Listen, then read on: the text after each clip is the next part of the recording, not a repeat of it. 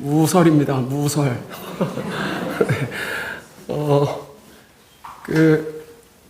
오늘 정근을 좀 오래 했죠.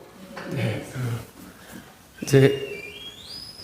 제가 이제 목탁을 처음 배울 때, 연부를 처음 배울 때, 애니메이션인데, 그걸 만화로 봤어요. 오세암. 네, 이제, 다른 건 잘 기억이 안 나고, 동자승이 밤새도록 관세음 보살을 염하다가, 이제 거기서 열반을 해요. 다른 건 다 기억이 안 나요, 지금, 오래돼서. 근데, 목탁 배울 때, 나도 저렇게 집중을 나중에 할 수 있을까? 저런 결과도 참 행복하겠다 했어요. 그리고 해인사 강원을 제가 다녔다고 몇 번 말씀을 드렸는데, 거기 해인사에서는 정초기도 할 때, 하루에 4번 정근을 하는데, 4번 기도를 하는데, 정근 시간이 1시간 넘어요.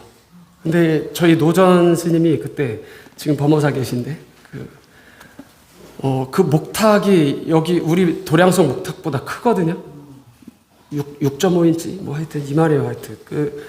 꽤 무겁습니다. 그걸 들고, 저는 들고 정근만 해도 힘든데, 스님은 그걸 절을 하면서 정근을 하더라고요. 그래서, 잘못 걸렸다. 3D 업종에 왔구나, 내가. 참 보통 힘든 게 아닌데. 그리고 이 상황이라는 게 이제 딱, 큰 절에서도 행사하기 전에 이렇게 다 계획을 짭니다. 그런데 변수가 생겨요. 오늘처럼 이제 주지스님이 딱 들어오기로 예상한 시간에 들어오지 않아요. 그러면 처음에는 이제 처음 몇 번을 당할 때는 이런 걸 겪을 때는 별 생각이 다 들어요, 머릿속에. 지금 무슨 일이 있나? 어떨까? 그런데 제가 절에 와서 이 시달림, 돌아가신 분 시달림도 가보고, 절에 이제 큰 스님이 열반하셨을 때 이제 상도 치러보고 하니까 이 세상에는 죽음, 그 다음에 이제 태어남, 이건 말고는 그보다 더 막 굉장한 일은 없는 거예요. 더군다나 이 절에서는 무슨 일이 있겠지 하는 겁니다. 그래서 전 정근을 할 때 사실 별 생각이 없어요. 네, 이게 누가 지금 어떻게 됐을까? 그러니까 절은 마음을 놓는 곳이거든요. 하여튼 그래서, 정초 기간, 기도 기간이고, 또 막 해서 오늘처럼 이제 시간이 막 이렇게 길어지는데 제 욕심으로 어려운 얘기를 한번 해보려고 했으나, 학교에 왜 일이 많은 날 막 어려운 수업하는 선생님들 계시잖아요. 그래서 그때를 기억해서 오늘은 최대한 짧고 빠르고 간단 명료하게. 그리고 합창단 보살님들 너무 감사합니다. 아니, 4분인데 너무 많은 분들이 한 노래보다 훨씬 아름답고 아주 좋았습니다.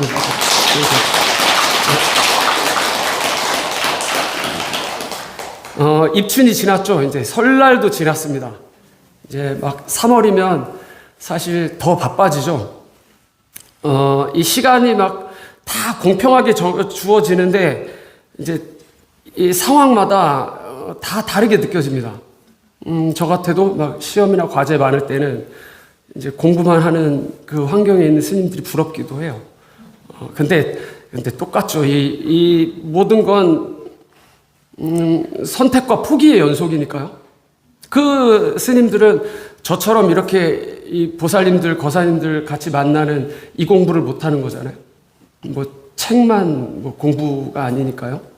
그러니까 다 가질 수는 없으니까요. 저는 오히려 늘 행복합니다. 저희 주지스님께서 늘 이제 발언하시는 게 있어요. 법당이 불자님들로 가득하고 저희 불자님들이 광화문까지 줄을 설 정도로 그렇게 많이 오시기를 늘 바라십니다. 그러려면 이 절에서 하는 이 신행 활동, 절에서 뭐 기도를 하든, 그러니까 절을 하든, 연불 독경을 하든, 법문을 듣든, 참선을 하든, 이게 재밌어야 돼요. 근데 여기까지 가까워지기가 아주 힘듭니다. 아주 힘들어요. 그래서 오늘은 그 법회의 의미에 대해서 잠시 말씀드리고, 그러고 공양을 하러 가겠습니다. 네. 이 일주일이라고 하면 되게 5일 일하시는 분도 계시고 뭐 6일 일하시는 분도 계시고 그 아주 쉬는 날 쉬어야 되는데 그런데 절에를 와요. 그러니까 제가 그 예전에도 말씀드렸듯이 이제 저희 어머님께서 이제 밥을 한가득 해놓고 아침부터 서둘러서 이제 그 쉬는 날 절에를 가면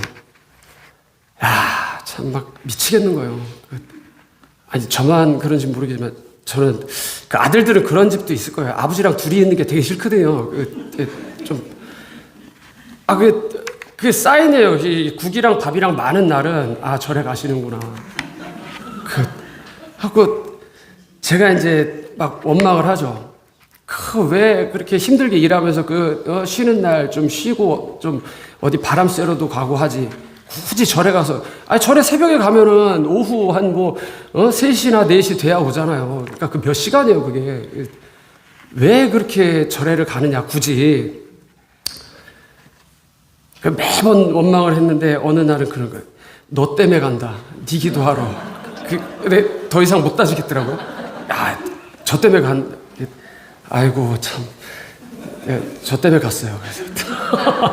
그러니까, 이게, 절에 이제 법회에 오는 이유가 그거예요. 이제 일주일을 일을 하시는 동안에는 긴장을 하잖아요. 이제 막 쌓이잖아요, 스트레스가. 근데 이 절에 와서는 이 연불하고 이제 참선하고 이게 물론 가까워질 때까지 시간은 걸리지만 이 법회 끝나고도 또 금강경을 읽잖아요. 보살님들은 참 이 재미없는 거를. 근데 이게 힘이 생겨요. 여기 와서 그런 것들을 하고 나면 또 일주일을 일을 할 수 있는 힘이 생기는 거죠.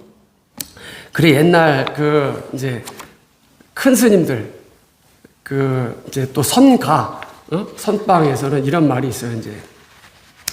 정중등력, 동중현전. 그러니까 정처에서 힘을 얻어서 동처에 가서 써라. 상당히 멋있는 말이에요. 그러니까 부처님도 그 고행을 해서 깨달은 바를 이거 내가 이 법을 전할까 말까 했는데 제석천왕이 와서 삼청을 해서 결심을 하셔서 그 법을 전하신 거잖아요. 그러니까 부처님께서 하신 바도 마찬가지예요. 깨달으신 바, 깨닫는 동안에는 그렇게 돌아다닐 수가 없잖아요. 어느 한 곳에 가만히 힘이 모이는 곳에 좀 내가 그 깨달음을 얻어서 그 힘을 이제 얻고 난 다음에 계속 갖고 있는 것이 아니라 이 동처에 여러 움직이는 곳에 가서 그걸 법을 전하시고 그들의 이제 애환들을 들어주시는 거잖아요. 그러니까 여러분들도 이 법회의 의미는 바로 그런 데에 있는 거라고 생각을 합니다. 다만 이제 이제 저처럼 그렇게 불만 있는 그런 가족들이나 주위의 여러분들을 데려오세요. 좀 계속 불만을 할 거 아니에요. 저처럼 원망을. 그러니까 데려와서 친해지게끔 이런 곳에서 힘을 얻어가라. 그래서 또 일주일을 살 수 있는 그 힘을 가져가라 하는 그런 말씀을 좀 주변에 해주시고, 법회는 이렇게 짜여져 있어요. 예불에 대해서 언제 제가 말씀을 드린 적이 있죠? 예불을 앞에서 먼저 합니다. 예불은 이제 부처님 공양, 맞이, 부처님 공양을 올리고 부처님께 찬탄하는 의식들을 다 합니다. 그리고 축원하고 이렇게 이제 정초 기도라든지 신중 기도를 하는 기간에는 신중단에 이제 기도를 많이 해요. 이제 그 다음에 이렇게 뭐 이제 평소 같으면은 뭐 11시 한 40분 요때쯤에 예불이 다 마무리된 후에 법회 의식이 시작되는 거죠.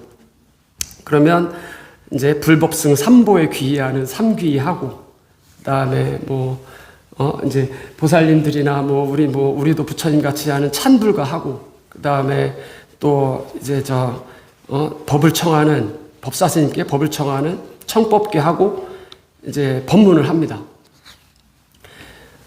이 법회에서 말하는, 그러니까 절집에서 말하는, 불교에서 말하는 법이란 부처님이 말씀하신 사성제, 12연기 하는 다르마라고 하는 그 법도 법이지만, 그 법의 또한 큰 의미는 존재를 말해요. 존재. 우주 법계에 모두 존재하는 있는 존재. 그러면 여기 계신 여러분도 존재고 저도 존재예요. 그러니까 이 법이 모이는 곳이, 모이는 시간, 모이는 장소가 법회예요. 법회. 그러니까 법회에 오시면 내가 절에 오래 다녔다, 내가 공부를 더 많이 했다, 내가 스승하다, 그러니 나보다 조금 멋스럽고 조금 떨어지고 약간 신심이 없는 분들이 오시더라도 나와 결국 같은 존재거든요. 아주 잘 극진히 대접하고 이게 돌아오는 거예요. 저한테 이 에너지들이 돌아오는. 그러니까 초심 불자님들 보면 이제 처음에 이 불전함에 이 보시하는 것도 1,000원짜리가 떨려요.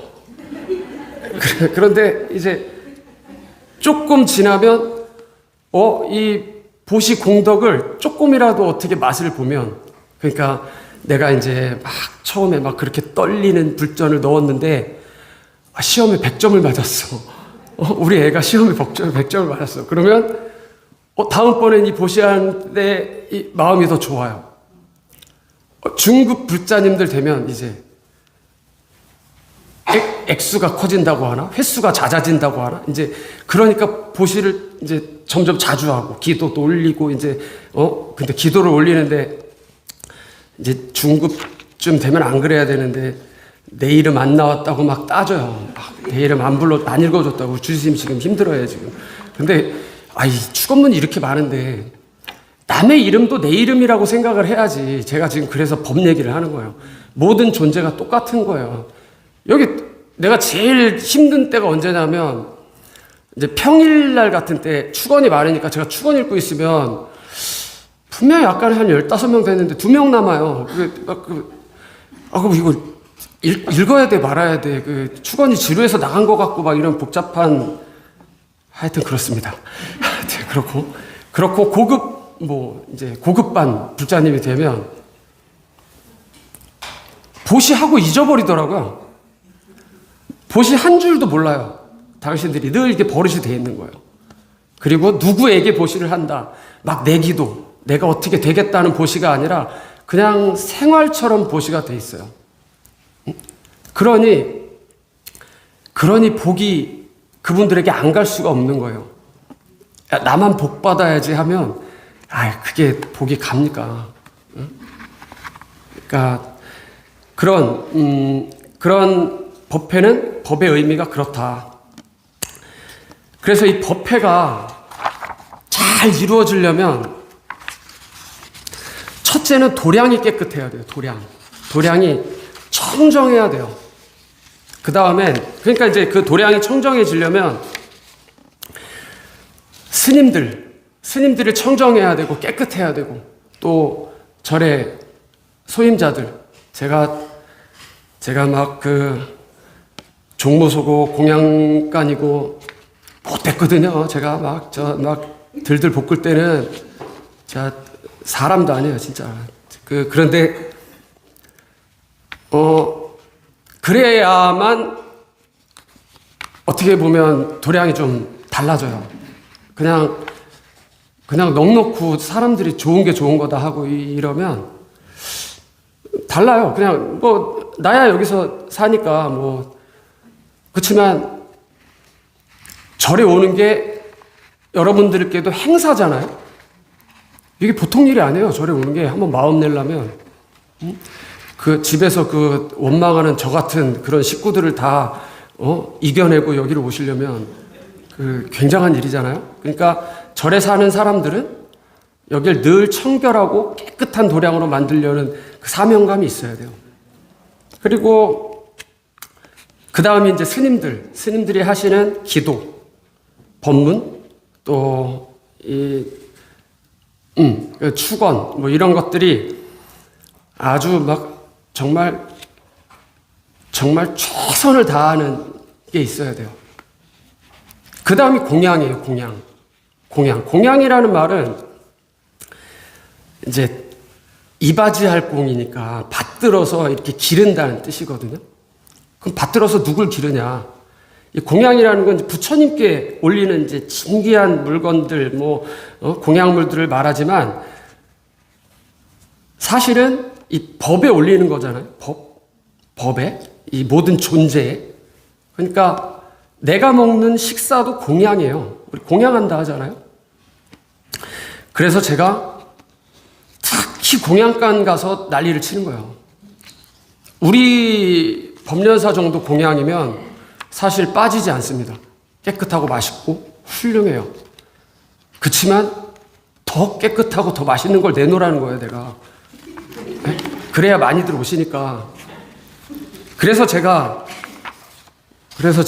오늘 주지스님께서 축원하신 메밀이랑 면이랑 저희 수경보살님께 쫄라서 쫄은 것도 아니에요. 그냥 제가 내고 싶었는데 공양을 꼭 내신다고 해서 너무 감사히 오늘 준비가 돼 있는 걸로 알고 있어요.